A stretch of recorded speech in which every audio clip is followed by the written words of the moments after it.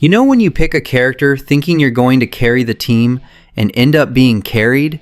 In Marvel Cosmic Invasion, this happens a lot with some heroes who are too weak or simply require an absurd learning curve to be useful. Whether because they do little damage, depend too much on companions, or punish any mistake with you on the ground, these are the picks that make you regret it halfway through the stage. Today, we're being blunt. 7 Marvel Cosmic Invasion characters that you should not choose, unless you like suffering on hard mode.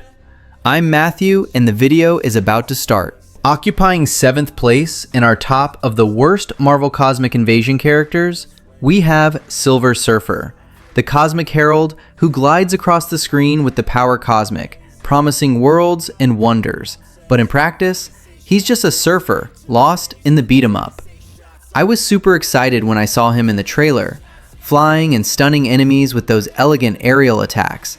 But after a few hours of grinding, it became clear that he's more style than substance.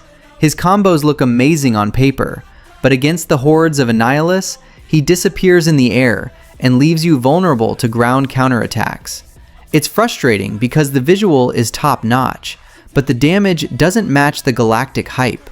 What irritates me most about the Surfer is this mobility that betrays you in key moments. He flies everywhere, stuns some bugs here and there with cosmic blasts, but when the flying enemies or heavy bosses come in, he doesn't have the punch to finish them off, or the defense to withstand the hit. I tried a duo with him and Beta Ray Bill, thinking it would be an unbeatable cosmic duo, but the Surfer was floating around while Bill did the heavy lifting. Like, why give a character who looks like a rushdown monster but stumbles on the basics? In the end, he shines more as a secondary enemy than as a playable hero. Compared to the tops of the list, Silver Surfer is in this awkward limbo because he requires perfect timing for teleports and dashes, but miss a sequence and you're dead to the negative zone minions. I love his lore as Galactus's former herald, but in the game, without strong synergies or regeneration, he becomes an unnecessary risk to the team and in the longer stages. It's like taking a Ferrari to drive on a dirt road. Beautiful, fast, but without the traction to be worth it. And look, don't get me wrong, there are moments when the Surfer delivers. Those air juggles against smaller groups are addictive, and dodging dangers with the surfboard makes you feel like the king of the cosmos for a few seconds. But for the current meta, with Phyla-Vell or Venom tanking better, he simply doesn't compete in the real challenges, like bosses with infinite adds. I invested upgrades in him thinking he would evolve, but he stayed on the bench. In 7th place, Silver Surfer is this character that makes you question the entire roster. Why put an icon like that if he doesn't deliver in extended combos or survival? He's unlocked more towards the middle of the game, which gives you time to test him, but I would recommend jumping straight to the more consistent ones like Wolverine or Nova. It's a shame, because with some buffs to aerial damage, he would easily rise. If you insist on maining the Surfer, focus on duos with tanks to cover his weaknesses, but honestly folks, avoid this 7th place in the ranking of the worst. He's pure cosmic disappointment, disguised as silver elegance. Tell me in the comments if you've suffered with him, or if you think he deserves more chances.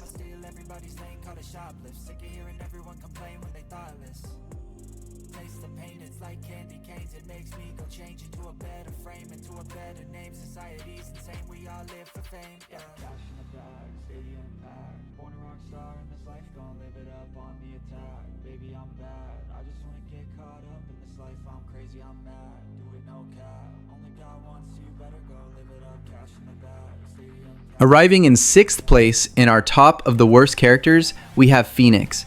And look, despite her having one of the most impactful AoEs in the game, with those massive burns that literally punish enemies, the feeling is that she has a gigantic potential that she can't always use at will.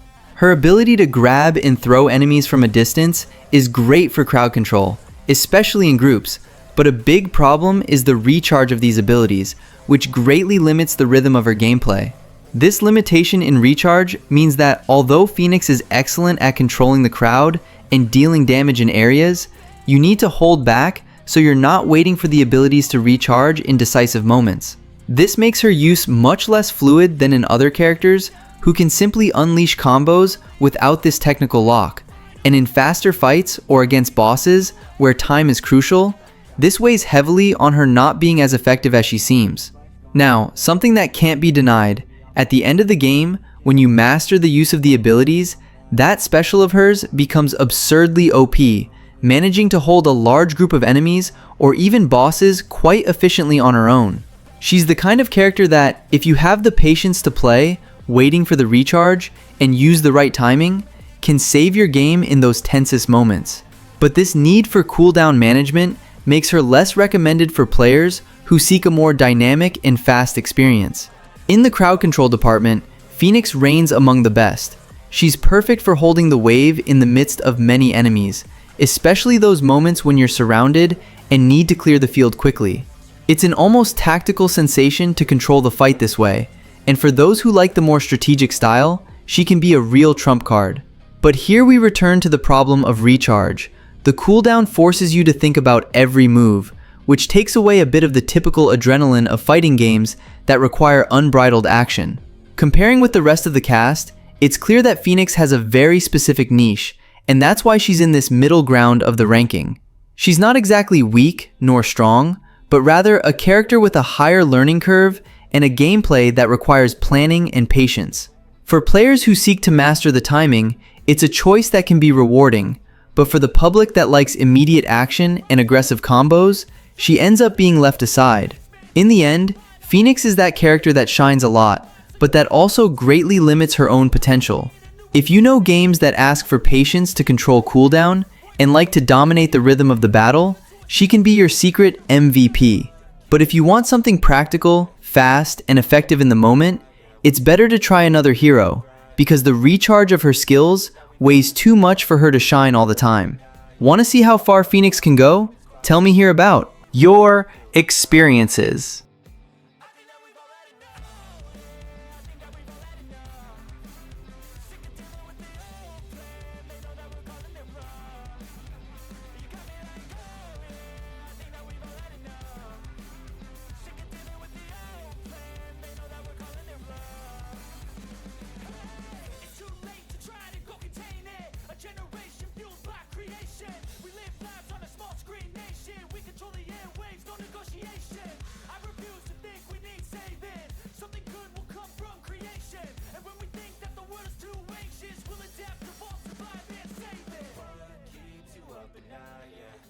In 5th place in our top of the worst characters, we have Cosmic Ghost Rider, this flaming ghost with a hellish motorcycle who promises to dominate cosmic chaos. On paper, he's a very versatile bruiser. He launches about 10 explosive missiles that clear the screen, pulls enemies closer with demonic hooks, and alternates ground/air shots on the motorcycle as if he were a demon spinning hell. I was hyped to test this insane arsenal, but after grinding stages, it became clear that he shines more in theory than in the frenetic practice of the beat-em-up. His burst is out of this world. He unleashes everything and sees hordes of Annihilus evaporate in flames, especially in duos where he dominates, like with Silver Surfer, pulling mobs for the Surfer to finish with cosmic blasts. This synergy makes him look like a combo machine in co-op, controlling the field like a cowboy of the apocalypse. But then comes the Achilles heel. He's not safe like the pure ranged. He needs to throw himself into the middle of the fight to pull and ground pound, leaving you exposed to counterattacks from flying bugs or heavy bosses. I love his vibe, folks. Riding that flaming motorcycle shooting everywhere gives a sense of punk rock freedom in the middle of the Marvel multiverse. The missiles chain damage an area brutally, and the enemy pull opens gaps for insane juggles that make you laugh when you hit everything. In a well-assembled duo, he becomes the king of burst, exploding infinite adds while the partner tanks. But alone? Then things get complicated, because without cover, one mistake in positioning and you're roasting on the ground. Compared to the tops of the meta like Nova or Wolverine, Cosmic Ghost Rider requires a sharp finger to manage risks. He's too versatile for his own good, mixing bruiser with shooter, but without the safety of a pure ranged like Rocket. There are moments when he saves the day, like clearing waves with missiles in sequence or ground/air swaps to dodge and counter.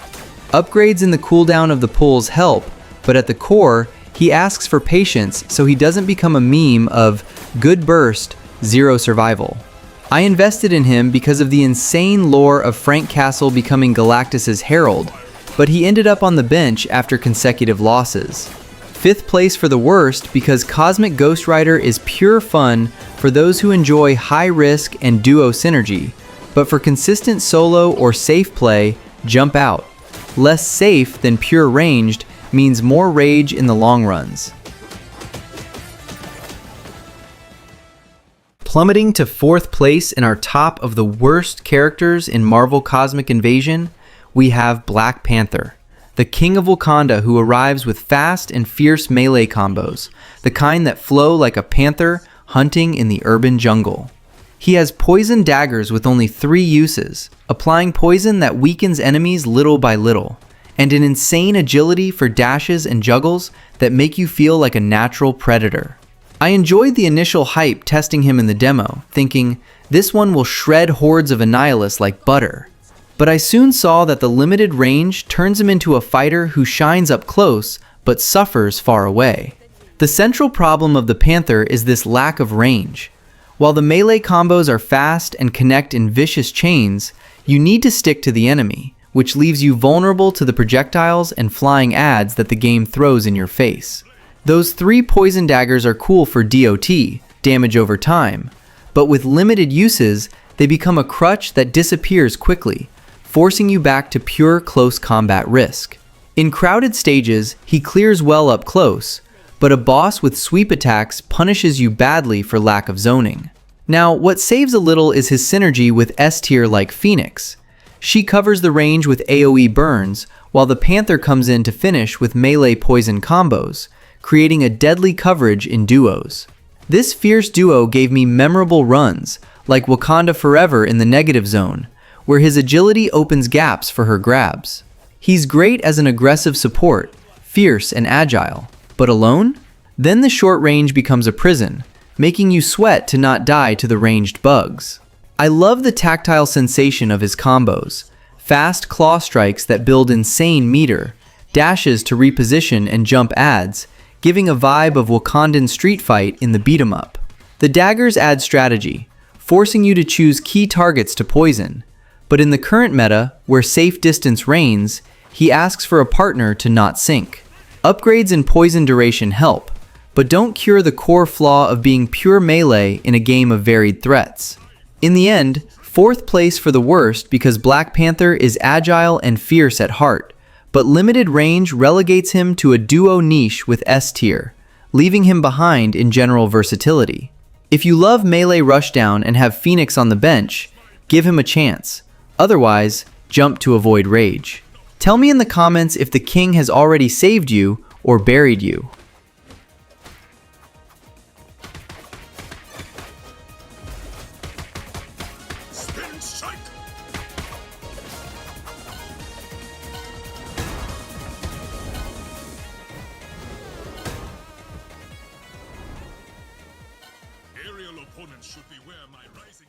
Diving to 3rd place in our top of the worst characters, we have Iron Man again. Yes, Tony Stark is here because, despite the tech hype, he frustrates more than impresses in reality. Repulsor blasts and AoE dives are good for zoning and clearing groups, exploding Annihilus bugs and high-tech explosions that seem straight out of the movies. I tested thinking I would be the aerial king, but the constant charge on the main skills leaves you vulnerable, planted like a duck while charging the next shot. This charge loop is the killer.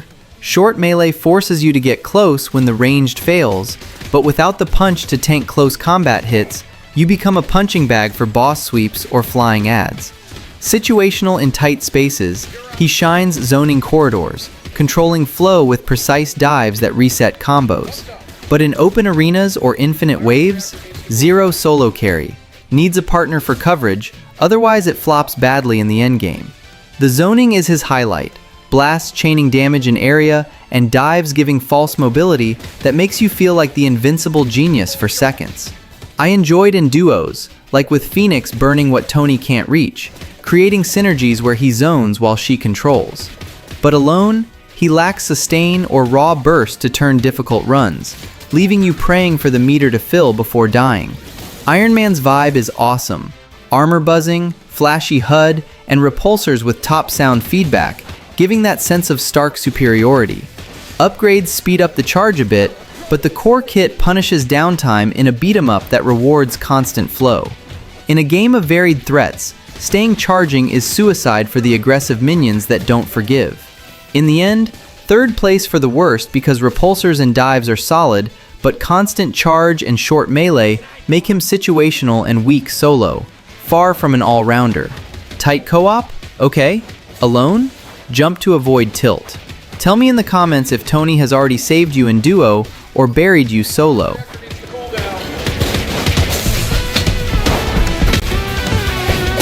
Explosive rocket!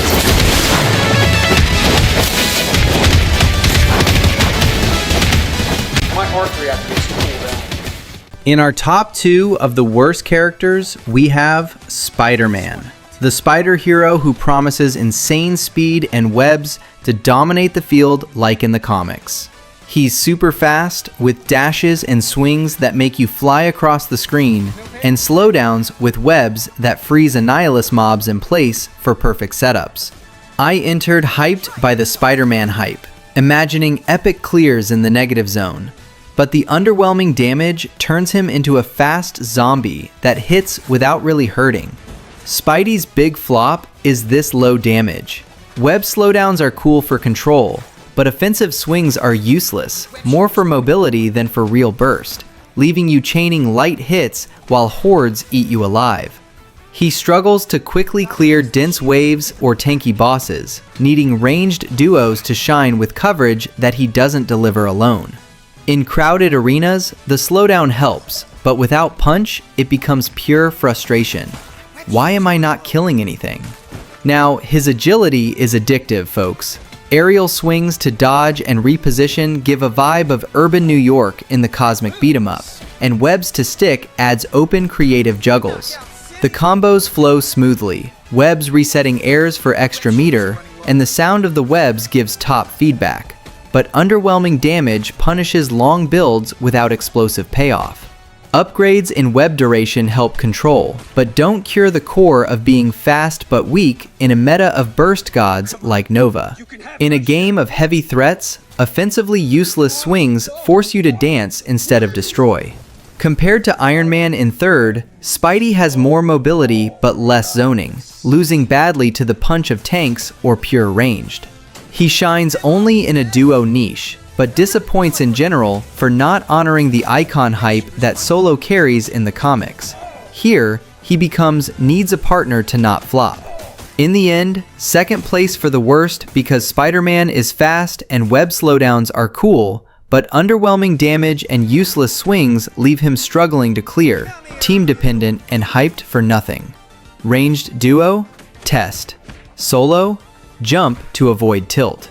Tell me in the comments if the spider has already trolled you or if you make him web sling victories. Get over here!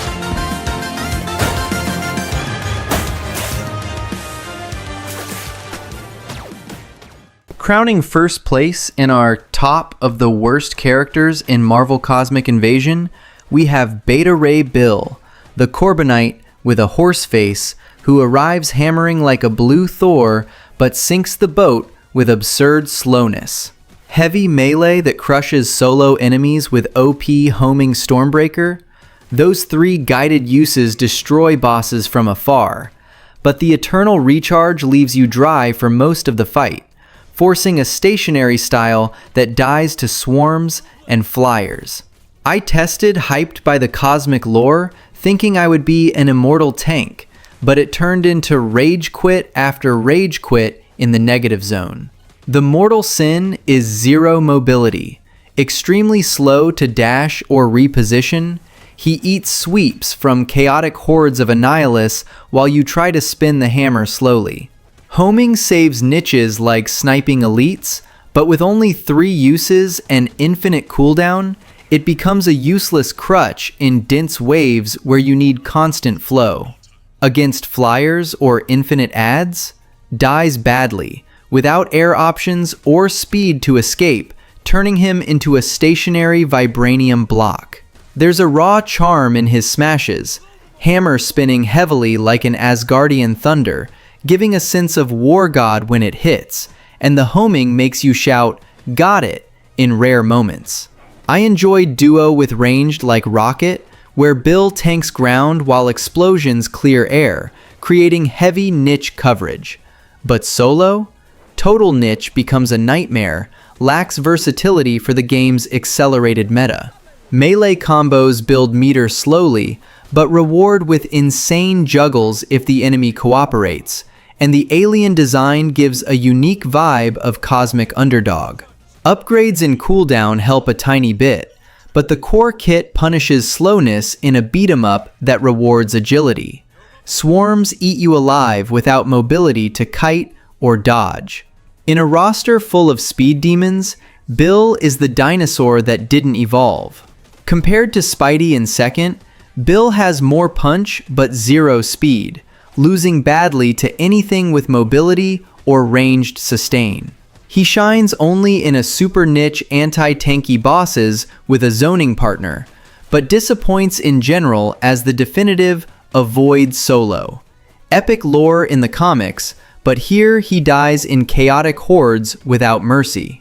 In the end, first place for the worst because Beta Ray Bill is extremely slow melee with limited OP homing hammer, 0 mobility versus swarms flyers, making him a total niche and certain death solo.